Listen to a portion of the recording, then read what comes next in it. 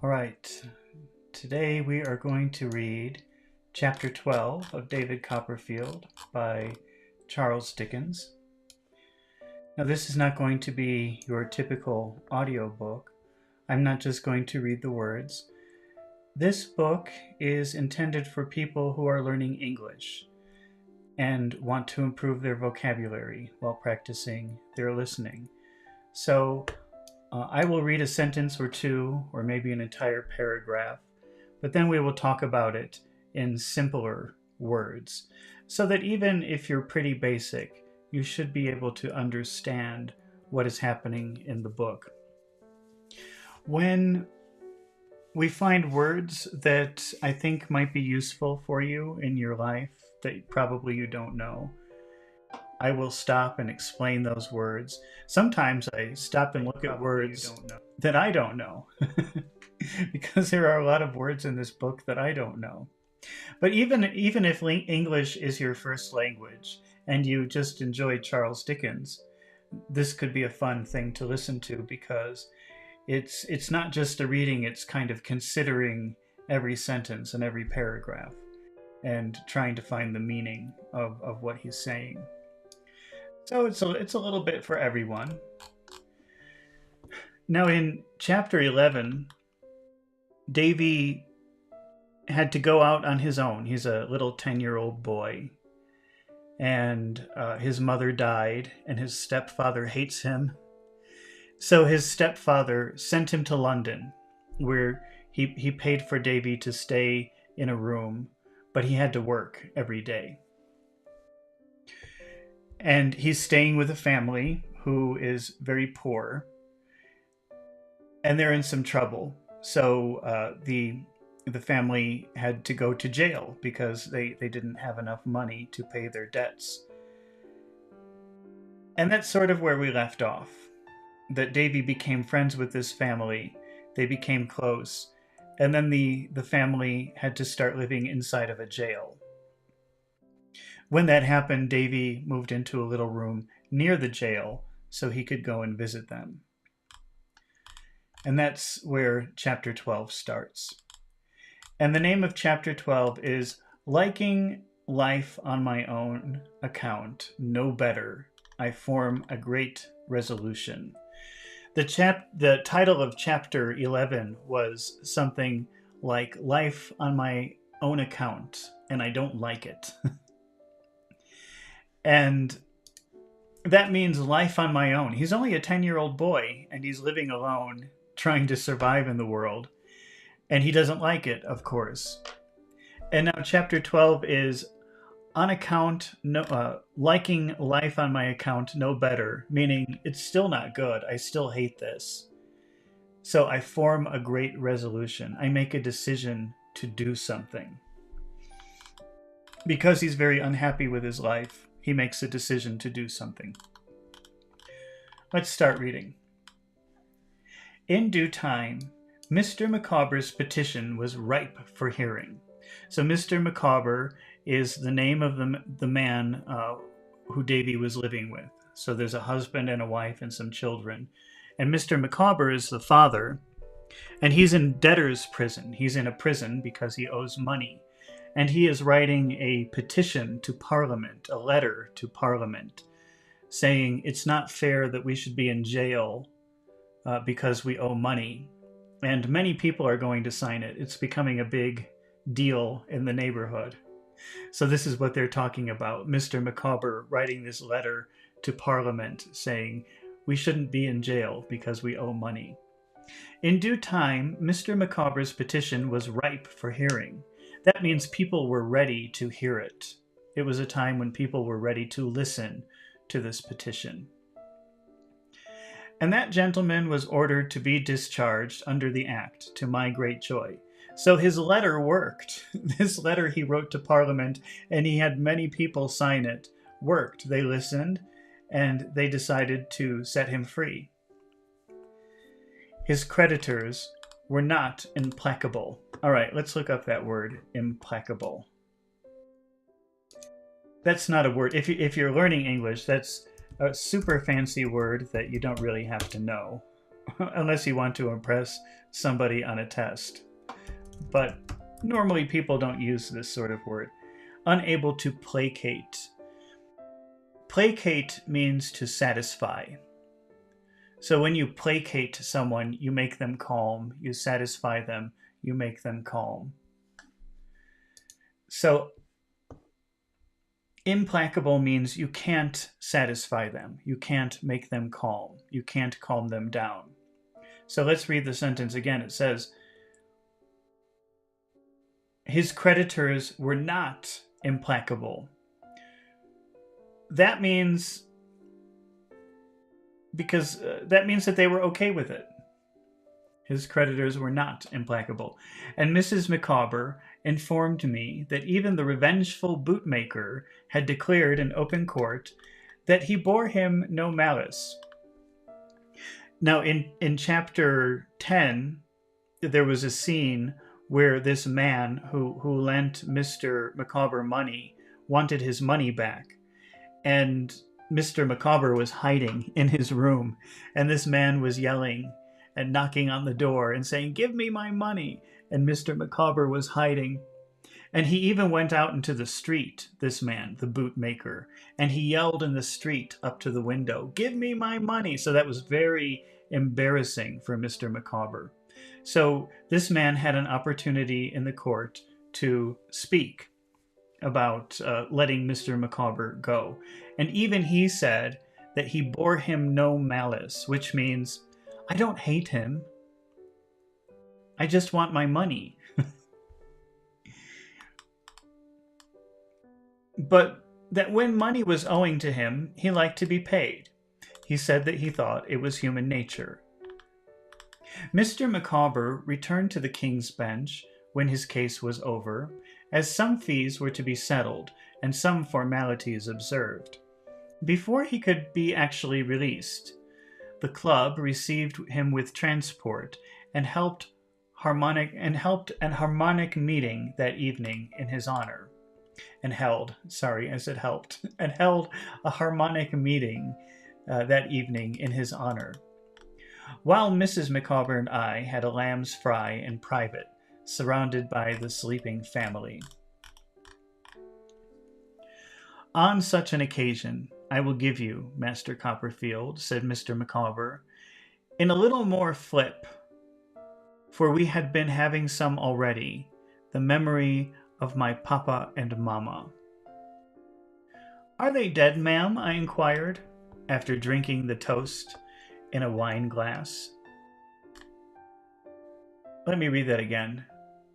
On such an occasion, I will give you, Mr. Copperfield, said Mrs. Micawber, in a little more flip, for we had been having some already. I'm not really sure what that means. I will give you, Mr. Copperfield, in a little more flip. That doesn't make sense to me. But it sounds like they were drinking and having a toast, meaning like cheers, because in the next line he says, after drinking the toast. So maybe that was some kind of toast.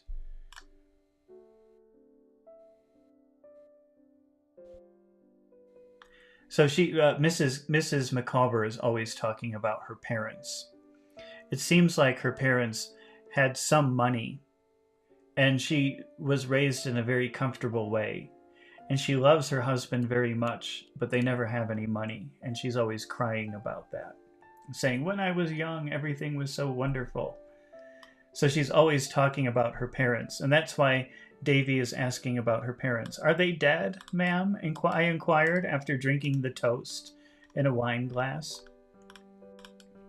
My mamma departed this life, said Mrs. Micawber, before Mr. Micawber's difficulties commenced, or at least before they became pressing.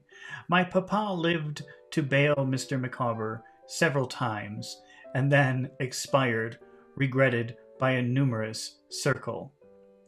So Mrs. Micawber's mother died before they fell into all of these financial problems.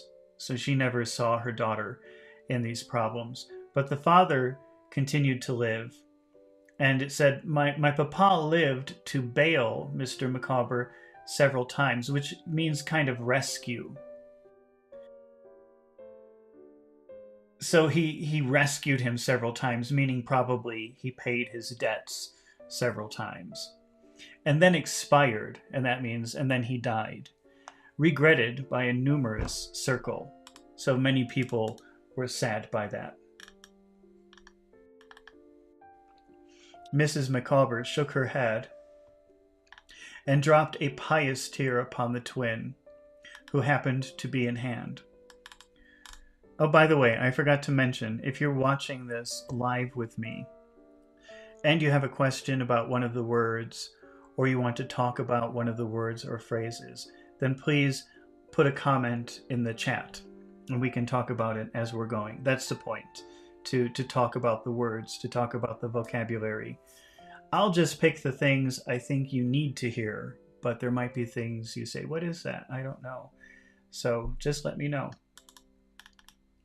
May I ask, ma'am, what you and Mr. Micawber intend to do now that Mr. Micawber is out of his difficulties and at liberty? Have you settled yet? Davy's asking, what are you going to do now that you're free and you don't owe any money? Have you decided? My family, said Mrs. Micawber, who always said those two words with an air, though I never could discover who came under the denomination. So she said, when she referred to her family, she always said it in a certain way. I'm not sure yet how. Like, my family. My family. I'm not sure what that means yet. And Davy is saying, I'm not even sure who she means by family. What does she mean? Her mother and father are dead.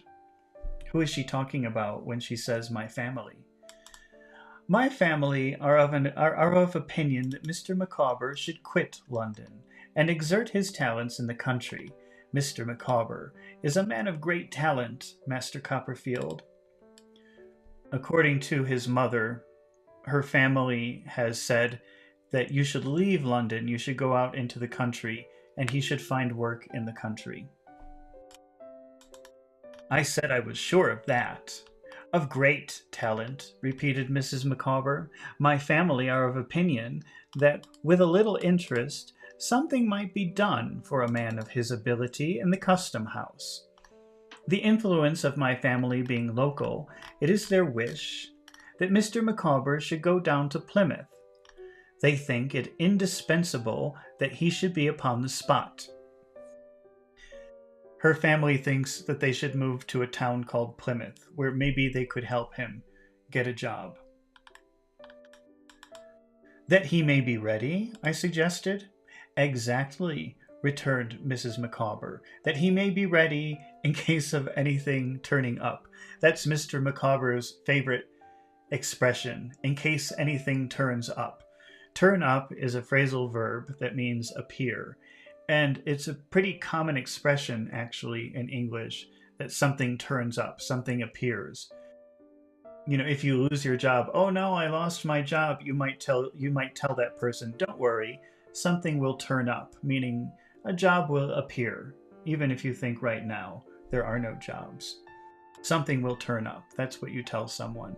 And Mr. Micawber is always talking about that day when something will turn up, when he receives a lot of money, when he receives an amazing job, but it never happens. And do you go too, ma'am? The events of the day, in combination with the twins, if not with the flip, had made Mrs. Micawber hysterical. And she shed tears as she replied, I'm not sure what they mean by this expression, the flip. I think it has something to do with alcohol or wine, because they talked about it when they were making a toast.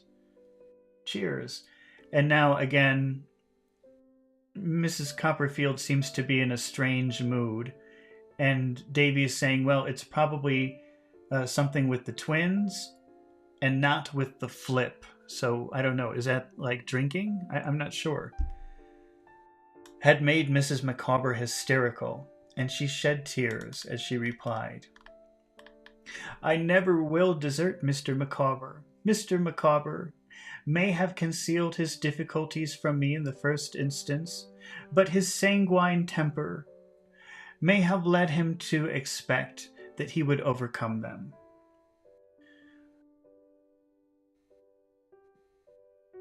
So Mrs. Micawber is saying, she says this all the time, I'll never, never leave him. I'll always stay with him. And she's also saying at first he hid his difficulties from her, so he never told her about all of his financial problems. But his sanguine temper, sanguine, I had that word in 1984. I'm reading 1984 in videos also. And we just had this word in that video, sanguine, which means always looking happy. Well, let me just look it up again, just to be sure. Again, this is a fancy word, so this is an advanced word, really, sanguine, optimistic or positive, especially in apparently bad or difficult situations. So looking happy when things are bad is sanguine.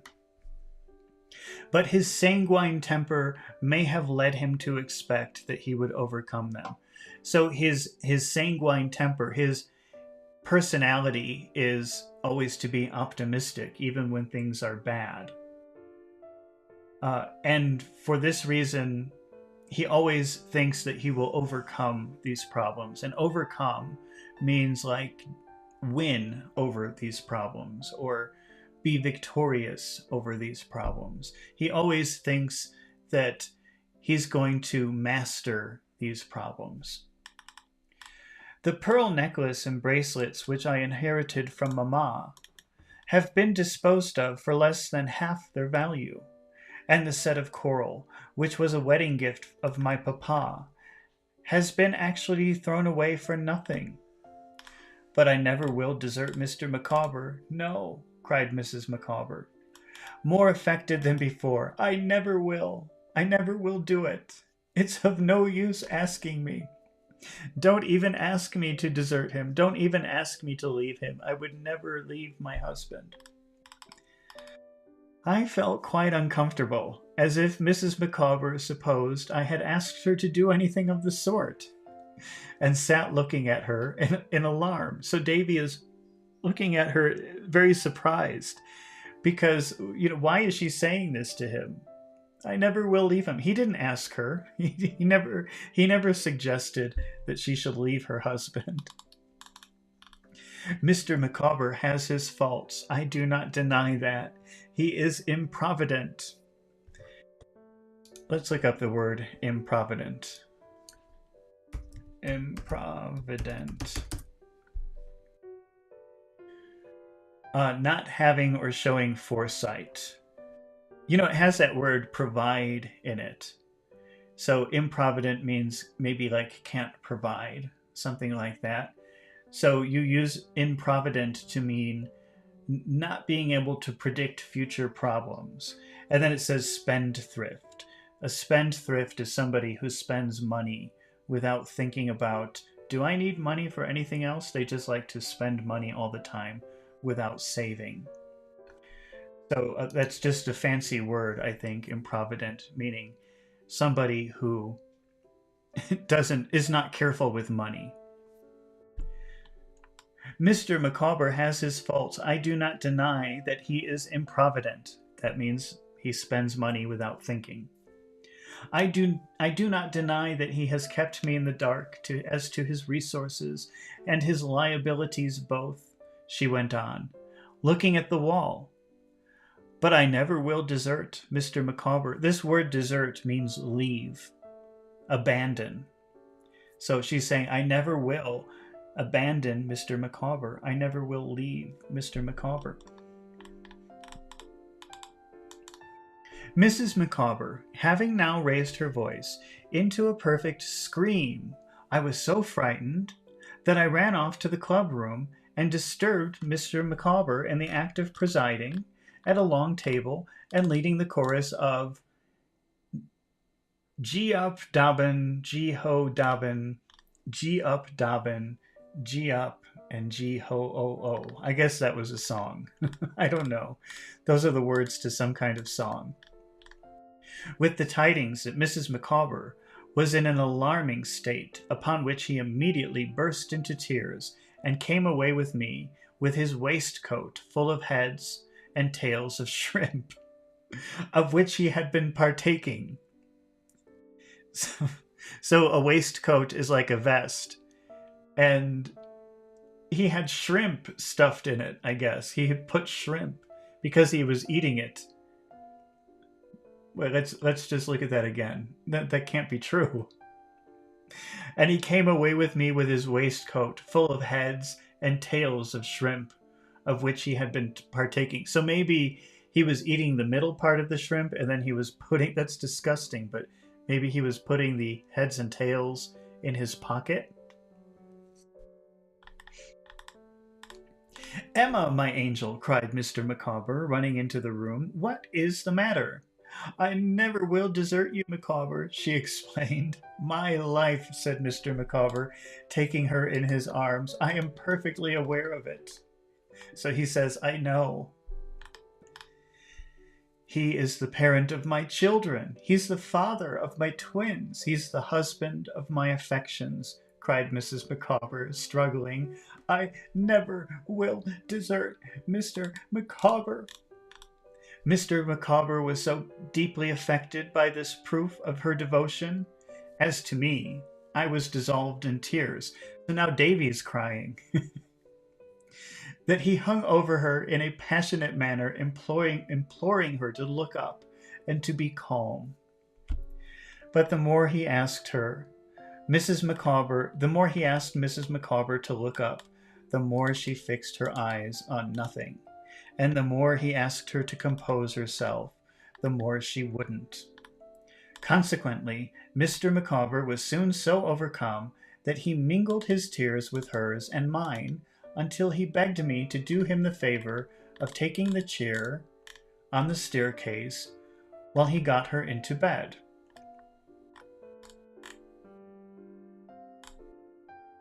Of taking a chair on the staircase while he got her to bed. So, in other words, he told Davy to leave the room and go sit on the stairs while he talked to her privately and brought her to the bed. I would have taken my leave for the night. Remember, take leave means say, "Goodbye, bye, I'm going away," in sort of a formal way. So instead of just saying good night, "I'm going to bed," he listened to Mr. Micawber, and he went out of the room and sat on the stairs. But he would not hear of my doing that until the stranger's bell should ring. So I sat at the staircase window until he came out with another chair and joined me. How is Mrs. Micawber now, sir?" I said. "Very low," said Mr. Micawber, shaking his head. "Reaction. Ah, this has been a dreadful day. We stand alone now. Everything is gone from us." Mr. Micawber pressed my hand and groaned. Afterwards, shed tears. So he kind of grabbed Davy's hand and started crying.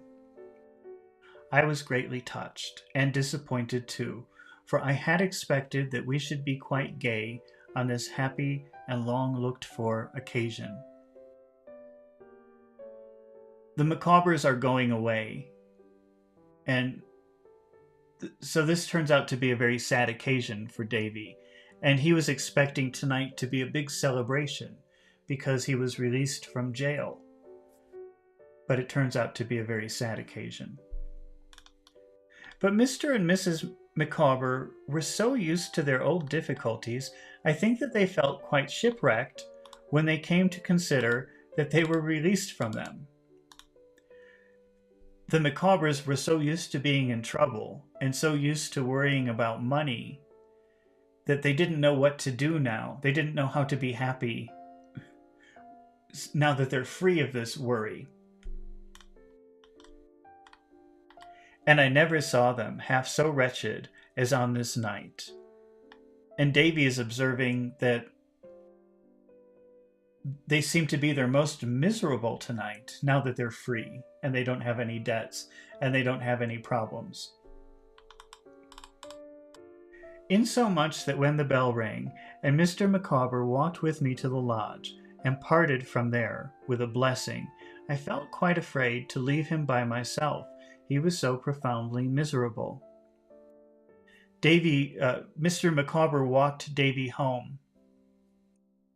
And Davy, just a little 10-year-old boy, is so worried about Mr. Micawber because he looks so sad. He was afraid to leave him alone.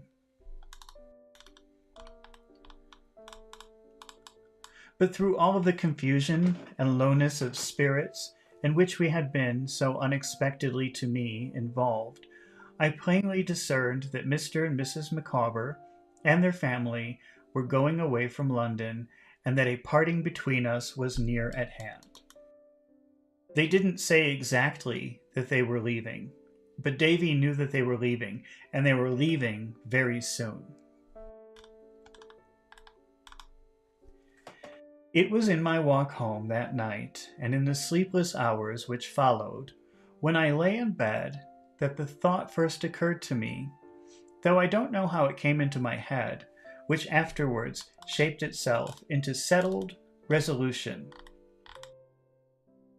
Davy's saying that night, on the walk home, suddenly he had this idea, and he doesn't know where it came from. But he decided, yes, I'm going to do it. That's what a resolution is. When you make a resolution, well, like a New Year's resolution, maybe you've heard that expression before. Every year, when New Year's comes around, January 1st, people make resolutions. They say, I'm not going to eat sugar anymore. I'm not going to smoke. These are decisions. They say, yes, I'm not going to do it. This is a resolution. And Davy's saying that night, I made a resolution. So I think now he will explain what his resolution is. I had grown to be so accustomed to the Micawbers, and had been so intimate with them in their distresses, and was so utterly friendless without them, that the prospect of being thrown upon some new shift for a lodging and going once more among unknown people was like being that moment turned adrift into my present life, with such a knowledge of it ready made as experience had given me. Wait a minute, let me reread that. That's a crazy sentence. Was like being that moment turned adrift into my present life, with such a knowledge of it ready made as experience had given me. I have to read that again. With such a knowledge of it ready made, with such a knowledge of it ready made as experience had given me. All the sensitive feelings, that's a very strange sentence to me, and I really don't understand what he's trying to say there. All of the sensitive feelings it wounded so cruelly, all the shame and misery it kept alive with my breast, became more poignant as I thought of this, and I determined that life was unendurable. Okay, well, there are a couple of sentences in there that I don't exactly understand, but what he's saying is he became so close to the Micawbers that them leaving would destroy him. He couldn't go and find another room. He couldn't go and try to form new relationships. It just wasn't possible. He was too miserable and too sad and too alone to try this again, to say goodbye to his friends, the Micawbers, and then go off on his own again. He couldn't do it. That's what he's saying. That there was no hope of escape from it, unless the escape was my own act. I knew quite well. When the Micawbers leave, he's going to have to find a new place to stay. And maybe he won't be so lucky this time to make good friends, to have such good friends with him. But there's no way out of this situation. He has to stay there. He has to work at this place that his stepfather forced him to work at. And he has to stay where his stepfather says. And he's saying, the only way to change any of this, I could continue doing that, but then my life will be miserable. The only way to change this is to take some kind of action alone, on my own. I knew quite well. I rarely heard from Miss Murdstone. That's the evil sister. His stepfather's evil sister. And never from Mr. Murdstone. That's his stepfather. But 2 or 3 parcels of made or mended clothes had come up for me, consigned to Mr. Quinion, and in each there was a scrap of paper to the effect that J.M., Jane Murdstone, trusted D.C., David Copperfield, was applying himself to business and devoting himself wholly to his duties, not the least hint of my ever being anything else than a common drudge into which I was fast settling down. Sometimes the Murdstones would send him clothes, a little package with clothes, and there would just be a little note from J.C. to D.C. She wouldn't even write the names, saying, I hope that he's doing his duty, he's doing the right work, and there would be some clothes. And that's all he was. He wasn't, he didn't have any love or anything like that. It was just a very cold thing. And he knew that could continue forever, but that isn't the kind of life that he wanted. The very next day showed me, while my mind was in first agitation of what it had conceived, that Mrs. Micawber had not spoken of their going away without warrant. They took a lodging in the house where I lived for a week, at the expiration of which time they were to start for Plymouth. The Micawbers are leaving right away for Plymouth, so it was just 1 week that they stayed. After they got out of jail, they just stayed 1 week, and then they're off to Plymouth. Mr. Micawber himself came down to the counting house in the afternoon to tell Mr. Quinion that he must relinquish me on the day of his departure. Relinquish means let go. So Mr. Micawber went to Davy's work, and he said, on this day, on the day that we're leaving for Plymouth, you must let Davy go, because they want Davy to come and say goodbye when they leave. And to give me a high character, which I am sure I deserved. And Mr. Quinion, calling in Tip, the carman, who was a married man and had a room to let, quartered me prospectively on him. So the manager of the place where Davy worked found someone who also worked in that factory to give Davy a room when the Micawbers left. By our mutual consent, as he had every reason to think, for I said nothing, though my resolution was now taken. So imagine that picture, that the boss calls in one of the employees and says, let Davy stay with you in your house. And both Davy and this person agreed. But Davy's agreeing and saying, yes, I'll stay with you. But he didn't mean it. He was just saying that. He didn't want anybody to know. He was planning to run away. I passed my evenings with Mr. and Mrs. Micawber during the remaining term of our residence under the same roof. And I think we became fonder of one another as the time went on. To be fond of someone means to like someone. So when he says, I think we became fonder of one another, it means I think we started becoming even closer friends in this last week. On the last Sunday, they invited me to dinner, and we had a loin of pork and applesauce and a pudding. I had bought a spotted wooden horse overnight as a parting gift to little Wilkins Micawber. Davy bought a little present, a little toy for the baby. that was a boy, and a doll for little Emma. And so he bought another toy for the little girl. And I also had bestowed a shilling on the Orpling. They had a little servant girl, the Micawbers, and Davy even gave her a little bit of money, who was about to be disbanded because she was about to be fired. We had a very pleasant day, though we were all in a tender state about our approaching separation. I shall never, Master Copperfield, said Mrs. Micawber, revert to the period when Mr. Micawber was in difficulties without thinking of you. Your conduct has always been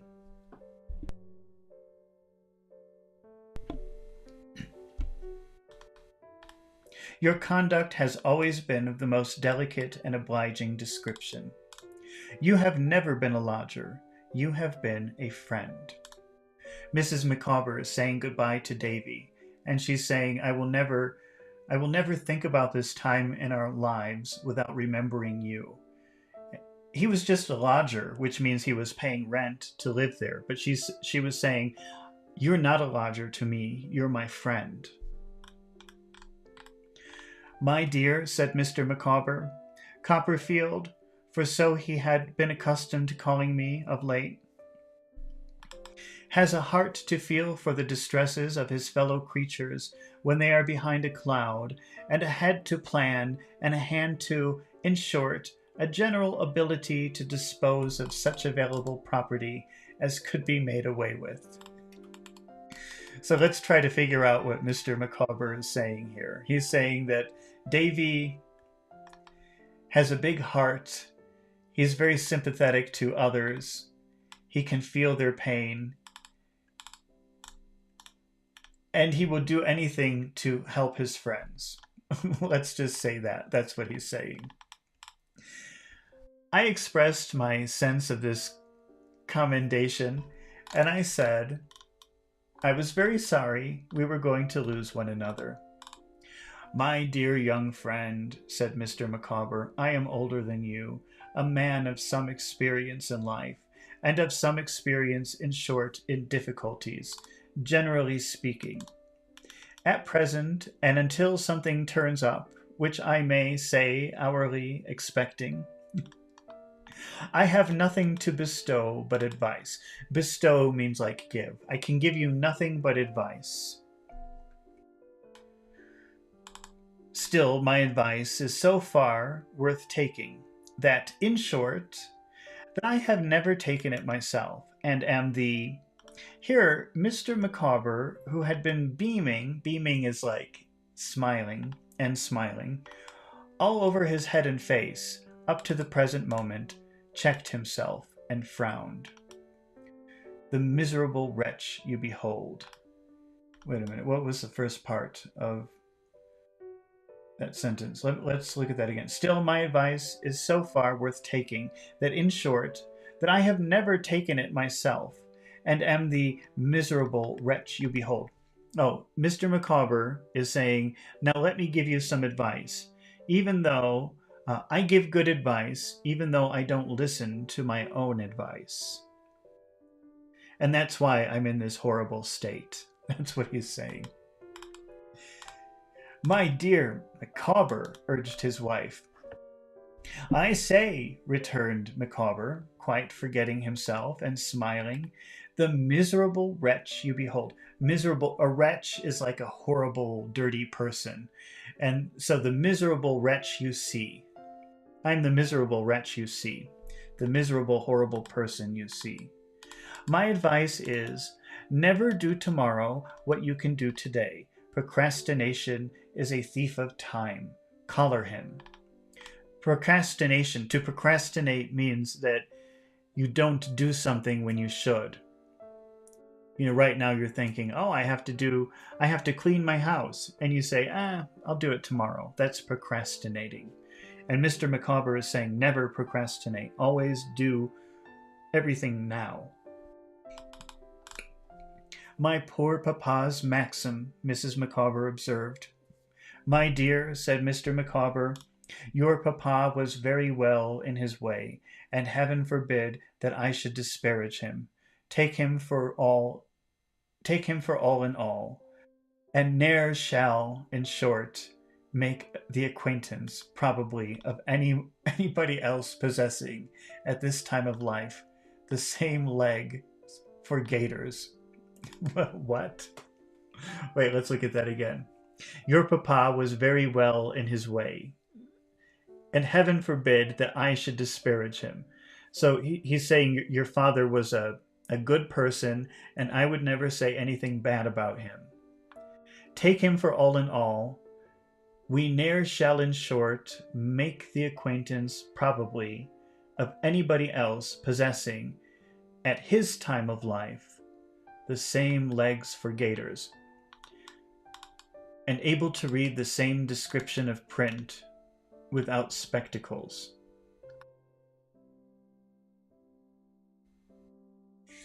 I'm not sure about the last part of what that means. The same legs for gaiters. Let's see if we can figure out what gaiters is.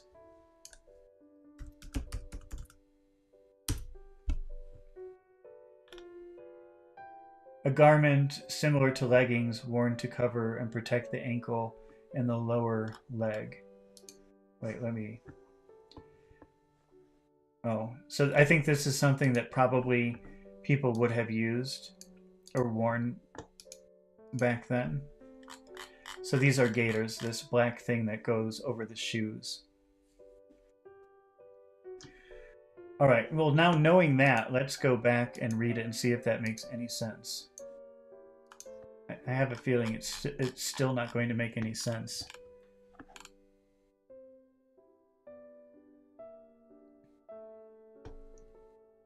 We shall never make the acquaintance, probably, of anybody else possessing, at his time of life, the same legs for gaiters, and able to read the same description of print without spectacles.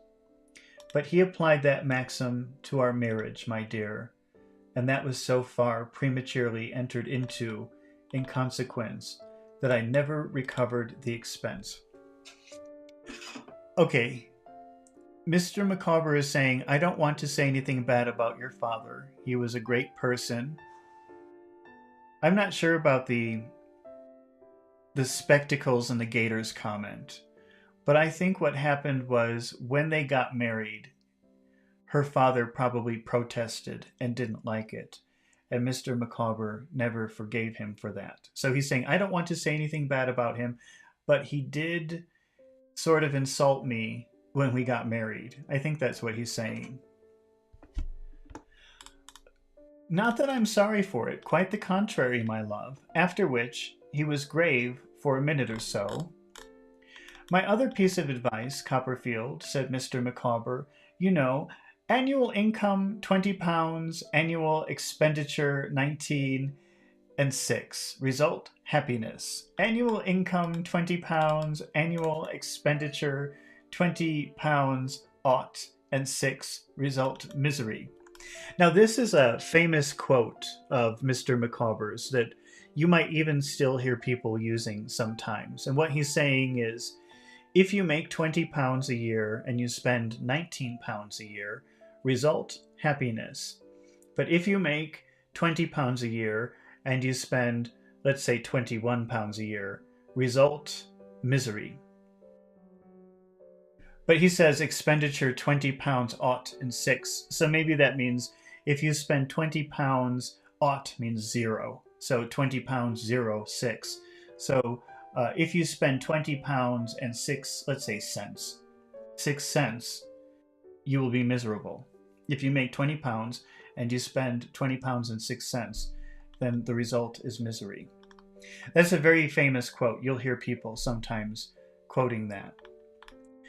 The blossom is blighted, the leaf is withered, the god of day goes down upon the dreary scene, and in short, you are forever floored, as I am. He's saying that's my position. I owe more money than I have. To make his example the more impressive, Mr. Micawber drank his glass of punch with an air of great enjoyment and satisfaction, and whistled the college hornpipe.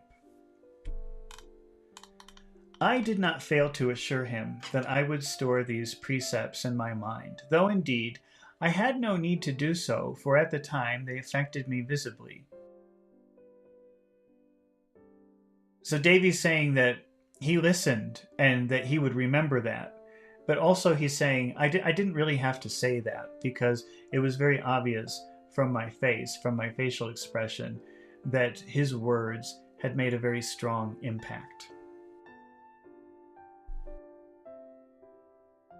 Next morning, I met the whole family at the coach office and saw them with a desolate heart take their places outside at the back. "Master Copperfield," said Mrs. Micawber, "God bless you. I never can forget all that, you know. I never would if I could." "Copperfield," said Mr. Micawber, "farewell. Every happiness and prosperity. If in the progress of revolving years I could persuade myself that my blighted destiny had been a warning to you, I should feel that I had not occupied another man's place in existence altogether in vain. In case of anything turning up, of which I am rather confident, I shall be extremely happy if I should be in my power to improve your prospects." So in Mr. Micawber's, let me translate Mr. Micawber's language. He is saying, if you could just learn from my example how not to act, save money, be responsible, don't be like me, then I will consider my life a success. If you could take that lesson from me, then I will consider my life a success. Don't be like me, be responsible, save money, don't spend too much. If you could learn that, then even me and my failure, I will be a success. And if I ever do make money, if anything turns up, and I'm sure it will, then I will be very happy to give you some money. I will find you and I will give you some money. That's what he's saying. I think as Mrs. Micawber sat in the back of the coach with the children, and I stood in the road looking wistfully at them. I've had that word before, wistful. Let's look at that. That's a pretty fancy word. It's not something that people normally use, but let's just see what it means. Let's define it. Wistful, having or showing a vague or regretful longing. So kind of like, that's wistful. Longing means like desire, like wanting something very badly. And I think in this case, they wanted to stay together, and you could see it in their faces. Let's read it again where they say wistful. I think Mrs. Micawber sat at the back of the coach and the children, and I stood in the road looking wistfully at them. So poor Davy, they're leaving him, and he's just a little 10-year-old boy. And the only adults who he trusted are now leaving. So he's kind of looking at them like, don't leave me. Something like that. A mist cleared from her eyes. So she's got tears in her eyes. And she saw what a little creature I really was. So she realized all of these times that she took him in her confidence and told him all about her problems. She's kind of treating him like an adult, and he's a lodger. He's renting a room from them, so he's a very adult kind of little boy. But suddenly, at that moment, when he's looking at them like, I'm all alone in the world, she suddenly realizes, oh my God, he's just a little 10-year-old boy. I think so because she beckoned me to climb up. Remember, beckon means come here. She beckoned me. She said, come here, climb up on top of the coach. With quite a new and motherly expression on her face, and she put her arm around my neck and gave me just such a kiss as she might have given her own boy. I had barely time to get down before the coach started, and I could hardly see the family for the handkerchiefs they waved. So remember, a handkerchief, that's like a piece of cloth. If you know what a pocket square is, that's a pocket square. And they used it to wipe their face or wipe their forehead or cry or blow their nose. But they also used it when they were saying goodbye. They would take the handkerchief and do this. And that means goodbye. It was gone in a minute. The Orpheling and I stood looking vacantly at each other in the middle of the road, and then shook hands and said goodbye, she going back, I suppose, to St. Luke's workhouse, as I went to begin my weary day at Murdston and Grimby's. But with no intention of passing many more weary days there. No, I had resolved to run away. That means I had decided to run away. To go, by some means or other, down into the country, to the only relation I had in the world, and tell my story to my aunt, Miss Betsy. I have already observed that I don't know how this desperate idea came into my brain. If you didn't see the beginning of the story, if you didn't hear the beginning of the story, on the night that Davy was born, Davy's father was already dead, and his mother was very young and alone and very depressed and scared. And so the night that Davy was born, his father's aunt came to the house, and she's a very scary person. She's a funny character, and she comes in, and she's not very nice. She's not nice to the mother. She's not nice to Peggotty, the servant, and she insists that the mother have a girl, and that she named the girl Betsy after her. When the mother had a boy, so Davy was born, and she discovered that it was a boy, she was furious, and she left the house. And they never heard from her again, and they never saw her again. And she's a very scary woman. But Davy is saying, she's my only relative. She's the only person alive who I'm related to. And I can't go on with this life. I have to go to her and beg for her help. So that's his plan. He's going to go see his aunt, Betsy. I've already observed that I don't know how this desperate idea came into my brain. It's kind of a bad idea, really. But once there, it remained there and hardened into a purpose that which I have never entertained a more determined purpose in my life. I am far from sure that I believed there was anything hopeful in it, but my mind was thoroughly made up that it must be carried into execution. He doesn't know how this idea came into his head, but it just became an idea, and suddenly it became something that he had to do, even though he knows it's a very, very bad idea to do this. He already decided there's nothing he can do about it. He must go find his aunt. Again and again, and 100 times again, since the night when he thought had first occurred to me and banished sleep, I had gone over that old story of my poor mother's about my birth, which it had been one of my great delights in the old time to hear her tell, and which I knew by heart. So they used to joke about it because the aunt is so crazy that the mother used to tell the story to Davy over and over again when they were together. My aunt walked into that story and walked out it, a dread and awful personage. But there was one little trait in her behavior which I liked to dwell on, and which gave me some faint shadow of encouragement. So Davy's saying the only thing he knows about her is she's horrible.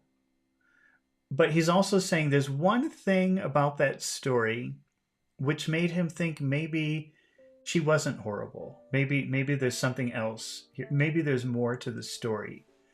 I could not forget how my mother had thought that she felt her touch, her pretty hair, with no ungentle hand, and though it might have been altogether my mother's fancy, and might have had no foundation in fact, I made a little picture out of it of my terrible aunt relenting towards this girlish beauty that I recollected so well and loved so much, which softened the whole narrative. It was very possible that it had been in my mind a long time and had gradually engendered my determination. The mother told that story 1,000,000 times to Davy, so he knows every detail of that story. But they joke about it because the aunt is so scary and horrible. But there was one point when the mother was at that night when she was having Davy, that she was so scared, and she thought that she felt the aunt touch her hair very softly and lightly, as if she cared about her. And the mother, who was so upset at the time, thought maybe she imagined it. It couldn't possibly be the aunt doing that because she's so mean, she's so horrible, that maybe the mother actually imagined that detail and it didn't really happen. And Davy is saying that one little detail makes me think maybe she isn't so horrible. And that's the only reason that he's going. Maybe she isn't so horrible. Maybe his mother didn't imagine that. Maybe the aunt does have a heart. As I did not even know where Miss Betsy lived, I wrote a long letter to Peggotty and asked her, incidentally, if she remembered, pretending that I had heard of such a lady living at a certain place I named at random, and had a curiosity to know if it were the same. In the course of that letter, I told Peggotty that I had a particular occasion for half a guinea, and that if she could lend me that sum until I could repay it, I should be very much obliged to her, and would tell her afterwards what I wanted it for. Davy didn't know where his aunt lived, and he didn't want to tell anybody about his plan to run away to his aunt. So he wrote to Peggotty, his old maid at the house. It's kind of like his grandmother, who loves him very much, but she was a servant at the house where he grew up, and asked, I heard a story about a crazy, mean old lady in whatever town. Is that my aunt? Hoping that she would write back and say, no, your aunt lives in some other place, so that at least he would know the town where she lived. And he also asked her to borrow a little bit of money, and that he promised to pay her back. But he didn't say the reason. Peggotty's answer soon arrived, and was, as usual, full of affectionate devotion. She enclosed the half-guinea. I was afraid she must have had a word of trouble to get it out of Mr. Barkis's box. Remember, Mr. Barkis is a miser. That's somebody who hates to spend money. So it must have been very difficult for Peggotty to get that money and send it to Davy. And told me that Miss Betsy lived near Dover, but whether at Dover itself, or Hythe, or Sandgate, or Folkestone, she could not say. One of our men, however, informing me on my asking him about these places, that they were all close together. So Davy discovered it doesn't matter. If he goes to Dover, all of these other places are very, very close to it. So if he can get to Dover, that would be good enough. I deemed this enough for my object, and resolved to set out at the end of the week. Being a very honest little creature, and unwilling to disgrace the memory I was going to leave behind me at Murdston and Grimby's, I considered myself bound to remain until Saturday night, as I had been paid a week's wages in advance when I first came there, and not to present myself in the counting house at the usual hour to receive my stipend. Because when Davy first arrived, he was paid 1 week in advance.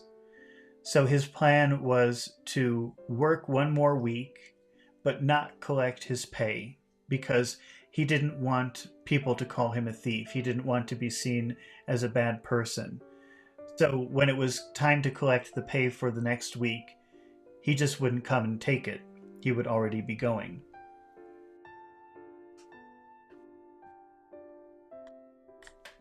For this reason, I had borrowed the half-guinea, that I might not be without fund for my travelling expenses.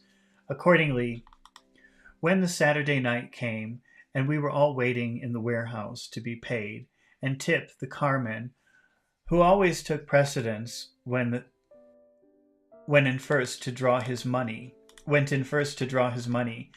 I shook Mick Walker by the hand, asked him when it came to his turn to be paid, to say to Mr. Quinion that I had gone to move my box to Tip's, and bidding a last good night to Mealy Potatoes, ran away. My box was at my old lodging, over the water, and I had written a direction for it on the back of one of our address cards that we nailed on the casks. Master David, to be left till called for, at the coach office, Dover. This I had in my pocket, ready to put on the box, after I should have got it out of the house. And as I went towards my lodging, I looked about me for someone who would help me to carry it to the booking office. Davy's all ready to go and get on a coach and go to Dover. And he even wrote the address, or he even wrote instructions on the trunk what to do when he got to Dover. But and now he was looking for someone to help him carry his trunk, to carry all of his belongings to the place where he would get the coach, where he would get like the bus to Dover. The bus from 180 years ago, the coach. There was a long-legged young man with a very little empty donkey cart standing near the obelisk in the Blackfriars Road, whose eye I caught as I was going by, and who, addressing me as Sixpennorth or Happence, hoped I should know him again to swear to. In illusion, I have no doubt, to my staring at him, I stopped to assure him that I had not done so in bad manners, but uncertain whether he might not like the job. Okay, we have to go back and look at that again. Wait. So there was a boy standing in the road, and they made eye contact. The boy had a cart with him, whose eye I caught was going by, and who, addressing me as Sixpennorth, of bad happens. Well, I think this sixpence is like sixpence worth of bad. I'm not sure what that phrase means, but I think it's like offering money or offering to do the job for an amount of money.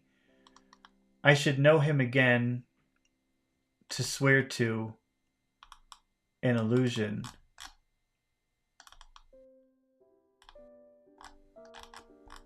I have no doubt, to my staring at him. Well, Davy was staring at him because of the cart, but I guess maybe he didn't know how to ask for help, and so maybe it looked rude to the boy that Davy was staring at him, and Davy wanted to say, I didn't mean any offense by that. What job? Said the long-legged young man. To move a box, I answered. What box? Said the long-legged young man. I told him mine, which was down the street there, and which I wanted him to take to the Dover coach office for sixpence.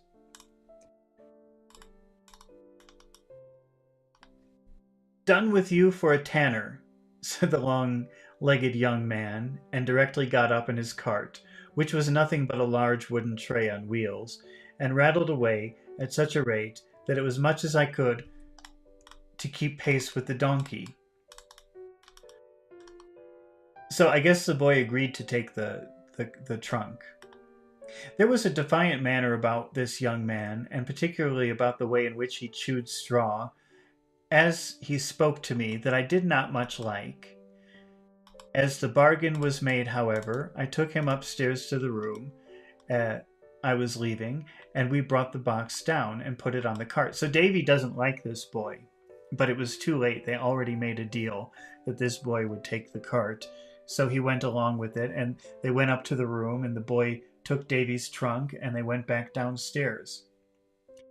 Now, I was unwilling to put the direction card on there, lest any of my landlord's family should fathom what I was doing and detain me. So I said to the young man that I would be glad if he would stop for a minute when he came to the dead wall of the King's Bench prison. The words were no sooner out of my mouth than he rattled away as if he, my box, the cart, and the donkey were all equally mad, and I was quite out of breath with running and calling after him when I caught him at the place he appointed. At the place appointed. So Davy didn't want the people renting the room to him to know that he was running away. So he hid the little instructions. He put instructions on the cart, or he put instructions on the chest of what to do with his belongings when he was going to Dover. And he was explaining to the boy, well, just go over there and wait for me. And so the boy went, but he went in a very crazy way, and Davy had to run after him. Being much flushed and excited, I tumbled my half-guinea out of my pocket, and pulling the card out, I put it in my mouth for safety, and though my hands trembled a good deal, had just tied the card on very much to my satisfaction, when I felt myself violently chucked under the chin by the long-legged young man, and saw my half-guinea fly out of my mouth into his hand. So this boy, who agreed to take his trunk to the coach station, punched him in the face, and Davy dropped the money that Peggotty sent him. He put it in his mouth while he was getting the card, and when he did that, the boy punched him in the face, and the money flew out of his mouth. "What?" said the young man, seizing me by my jacket collar with a frightful grin. "This is a police case, is it? You're going to bolt, are you? Come to the police, you young warman. Come to the police." So the boy is pretending that Davy is breaking the law, saying, "Oh, you're escaping. I'm going to take you to the police." Let's see. "Give me my money back, if you please," I said, very much frightened, "and leave me alone." "Come to the police," said the young man. "You shall prove it and yourn to the police." You should prove it yourn to the police. So he's accusing Davy of stealing this money and running away. I don't think the boy really thinks that. I think he just wants to take Davy's money. "Give me my box and my money, will you?" I cried, bursting into tears. The young man still replied, "Come to the police," and was dragging me against the donkey in a violent manner, as if there were any affinity between that animal and a magistrate, when he changed his mind, jumped into the cart, sat upon my box, and exclaiming that he would drive to the police straight, rattled away harder than ever. I ran after him as fast as I could, but I had no breath to call out with, and should not have dared to call out now if I had. So the boy is driving away with Davy's money in his cart, and Davy's running so fast he can't even call out and say stop. But even if he could, he wouldn't, because he doesn't want other people involved in his plan to run away. I nearly escaped being run over 20 times at least in half a mile. Now I lost him. Now I saw him. Now I lost him. Now I was cut with the whip. Now shouted at. Now down in the mud. Now up again. Now running into somebody's arms. Now running headlong at a post. At length, confused by fright and heat, and doubting whether half London might not by this time be turning out for my apprehension, I left the young man to go where he would with my box and money, and panting and crying, but never stopping, faced about for Greenwich, which I had understood was on the Dover road, taking very little more out of the world, towards the retreat of my aunt, Miss Betsy, than I had brought into it, on the night when my arrival gave her such umbrage. Oh boy. So now Davy's really in trouble, because that boy stole his money and stole all of his belongings, and he can't go back to the place where he was renting the room. So he's got to walk to his aunt with nothing. And that's chapter 12. So next time we'll read chapter 13, the sequel of my resolution. So that's like part 2 of my decision to go run away to my aunt. Alrighty, well, thank you for watching, and I'll see you again when we read chapter 13 of David Copperfield by Charles Dickens.